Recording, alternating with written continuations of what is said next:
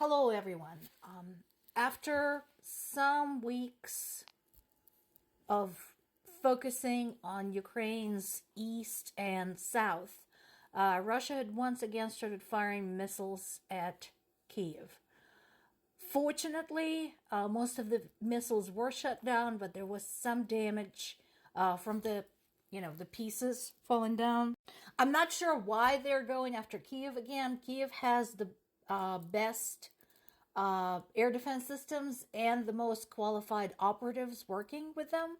So more likely than not, it's just a gesture of intimidation as Ukraine started getting a little bit of a trickle of financial aid from Europe. So that's my best guess. And once again, here's what I find paradoxical. Kyiv is not just the capital of Ukraine.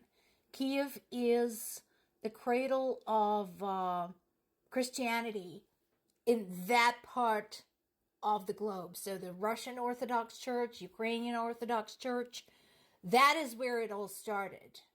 That is where ancient princes brought the Orthodox faith into that area from Greece.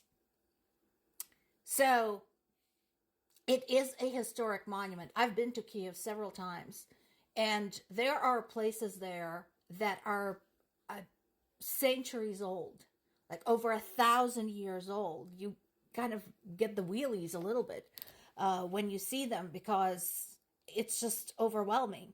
So Russians who claim to be defending their faith are firing on the center from which their faith had actually sprung up. That just like freaking boggles the mind. And they're saying that they're basically carrying out God's will. It just doesn't even compute. This is on CNBC, but might be a better idea to look for this piece of news in some of the financial sources like the Wall Street Journal, the Business Insider, etc. So what is this all about? So when the war first began, there's been a push to reduce the cost of oil and cap it at $50 a barrel. So basically hitting Russia where it hurts because oil is one of its primary exports. At this point, Ukraine is saying, you know what, guys?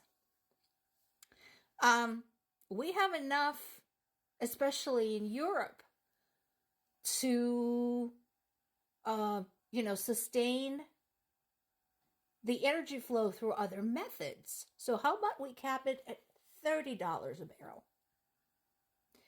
Now, before everybody starts wailing, Ukrainians are right. And Europeans have been doing great with their green energy and alternative sources. U.S. is getting just a tiny portion of its oil from Russia. So, if you don't believe me, look it up. Google, especially the best one is Statista. Google Statista and look percentage of U.S. oil. Where does it come from? There you go. So that would really cripple Russian exports for those who are still buying oil from them. So we'll have to see whether that's going to happen, but I think it's not a bad suggestion. Speaking of hitting Russia where it hurts, as EU and US are both considering using frozen Russian assets to help Ukraine, Russia is starting to issue threats and saying they will retaliate. What are you going to do, guys? Start a war? No, seriously. Like they're saying they're going to retaliate in accordance with their interests. Fine. Any intelligent person with half a working brain cell had already withdrawn every possible asset they've got out of Russia. If you haven't, that's on you guys. So if any foreign assets get frozen in Russia and used by Russia, that is not going to be much. Meanwhile, $300 billion in frozen assets on this side of the world could be of tremendous help to Ukraine in defeating Russia. This is on Reuters' website, but again, that's been discussed many times, starting from the horrific atrocities committed against women and girls in Ukrainian towns of Bucha and Irpin.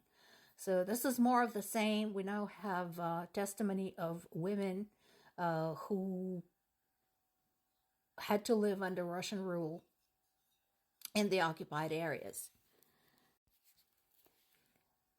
There are numerous reports now of physical assaults, beating, harassment, sexual assault, rape, and so on and so forth. And it's basically regardless of age. There are mothers who had to watch this done to their daughters who are not even in their teens. There are grandmothers who had to watch this done to their daughters and granddaughters, only to be then assaulted themselves. So this is happening. And I am still waiting for the world to be outraged about this, because this has been going on for 2 years. And again, anyone who thinks, even for a second, that Russia is going to offer fair treatment to people living in occupied territories, you're delusional. This is the example.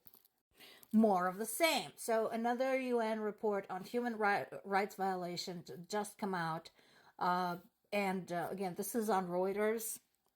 So what's in the report? There is the evidence, the testimony of arbitrary unlawful detention, killings, torture, sexual violence. According to this article, the report was based on over 2,000 remote and in-person interviews with witnesses and victims. And my question again is, so what's next? This is your reminder, again, that Russia is not only still a member of the UN, despite having violated numerous points in the UN Charter, but it's also still a member of the UN Security Council, the body that decides when and where to send UN peacekeeping troops. They've done this to people of Ukraine, and they still get to keep their international privileges.